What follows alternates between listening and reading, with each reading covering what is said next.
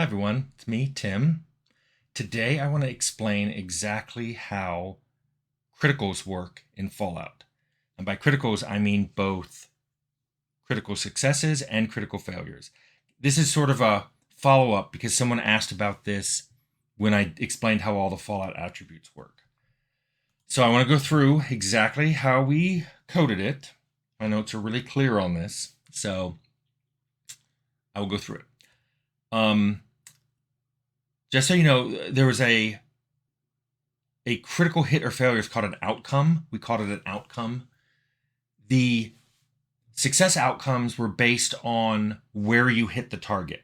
So that's why called shots were important, because you'd get a different hit effect if you hit someone in the head versus hit someone in the torso or in the groin. The failures were all based on the type of weapon you were using. Both critical hits, critical successes and failures were both based on the roll you did. And I'll talk about that.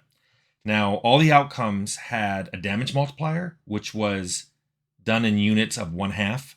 So if the damage multiplier was 2, that meant 1.0. So there was the damage was the same. So if you saw damage of 1, that meant you only did half damage. So a 3 was 1.5, a 4 was 2.0. The reason we did this is integers were far less bytes to store than a floating point number.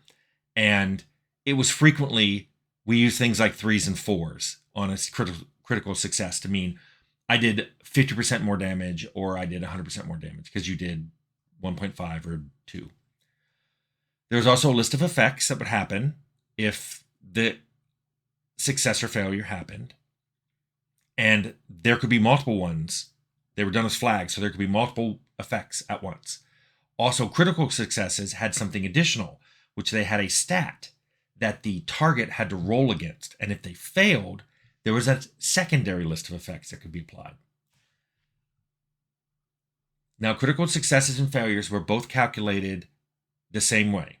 There was a percent chance that it would happen based on the roll you had. And it was the amount you rolled above or below what you needed to hit divided by 10. So if you needed an 80 and you rolled a 70, that was a 10% chance. If you rolled a 60, you had a 20% chance.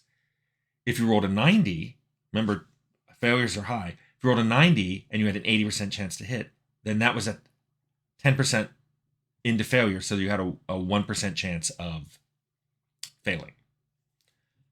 So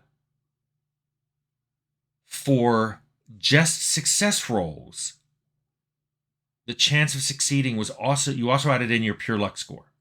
Now, because the range was 0 to 100, that meant the best you could have is a 100% chance to hit and roll a 0, which means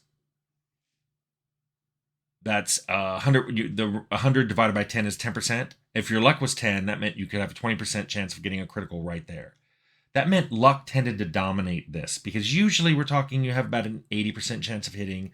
So the best you'd have is an 8%, and then luck would add in to that. So luck was usually proportional to your chance of getting a critical success, but often luck was higher. So somebody with a high luck tended to get a lot more critical successes. Luck was not a factor in critical fails in this way, but I'll explain how it works. The other thing I want to point out is I turned off all criticals, all critical successes and critical failures on the first game day you played. Meaning in those caves, and if you probably had a random encounter between the caves and Shady Sands, nobody got a critical success or critical failure. Not you, not any of the creatures. Why did I do this? Psychology. There is no difference between getting a critical failure on your first roll and then getting 100 hits in a row.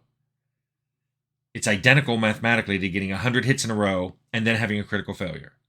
But psychologically, I discovered very early on when we were QAing that initial critical failure, if someone started the game and immediately had a critical failure, they would be in my office saying, your random number generator is wrong, it's stupid, you don't know what you're doing, you better fix this, it's a bug, I'm going to keep reporting it until you fix it. I could show them the code. I could show them how the random number generator worked. Didn't matter. I was wrong. They were right. Finally, I just stopped wanting to have this conversation. So I disabled criticals. Interestingly, while people kept coming to me and complaining they were starting the game and instantly failing, no one noticed they had no critical successes either. And I'm like, good. That psychology thing works both ways. So the game shipped with that. I remember putting it in. So the way critical success was processed was exactly like this. So if the critical success was rolled because of the attack, which was used basing the skill of the attacker plus any bonuses they got, they then rolled a number 1 to 100 and added the better crit perk. I think you got plus 20% to this roll for every level of that perk you took. So this number mapped to 6 outcomes, roughly every 20, plus 1 for if you rolled higher than 100. You could only get it if you were getting some kind of bonus. And then that was looked up, those 6 outcomes based on the location you hit the person. So every creature had a critical success chart on hitting them that was divided up by their location. And each one of those locations had 6 outcomes. So the effect, it would read the effect, and remember it could be more than one effect, and those would be applied, and then would roll against the target's stat that was indicated for that location, because often in the head it was mostly rolling for endurance, but I think when you got hit in the head, it rolled against luck. So that luck would factor in. And if the target failed the roll, then extra effects got applied. And I said these could be stacked. So for example, an attack might say, I bypass armor and knock down the target. So that happens. But then it says they have to roll against their endurance, and if they fail, they'll also be knocked out. Which means there's a possibility they had their armor bypassed when damage was applied, and they were knocked down, and they were knocked out. So all those could happen. Also note that some creatures in the game were marked as immune to critical successes. I don't know all of them that were. I only know the Overseer was. So I don't know what else, but the Overseer you could not critically succeed against. Critical failures were a little different. They still had outcomes, but they were based on the weapon type. So a pistol would fail differently than a dagger, which would fail differently than a missile launcher. Again, the player would roll 1 to 100, but this time it would be adjusted by luck. The roll would go down for points of luck above 5, and the roll would be adjusted up for luck under 5. Because remember, high rolls are bad when you're critically failing. These things mapped to 5 outcomes.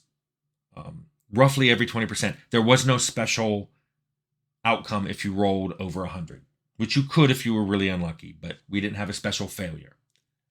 Then the effects were applied. It is possible that some of the weapons for the lowest roll possible didn't have any effects. So it would say you critically failed, but nothing happened. Also, just like critical success, those effects could stack. So it's possible that based on your weapon, you could hurt yourself and then fall down.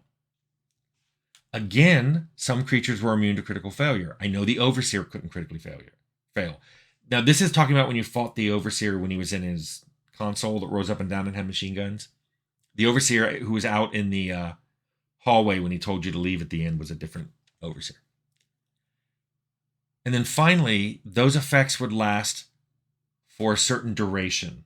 Things like being knocked out, those were endurance controlled. The higher your endurance, the less you were knocked out. However, some things lasted until they were healed. So if you got your arm crippled, say, or you were blinded, that lasted until you had someone use the doctor skill on you and heal you. Usually for NPCs, that didn't matter because if they ever got knocked out or crippled or whatever, you usually just killed them, or it was a random encounter and you never saw them again. So this really just mattered for the PC. But the NPCs use the same rules. That, as far as I can tell, is exactly the process of critical successes, and critical failures in combat in Fallout. So I hope that answers lots of the questions that people have been asking.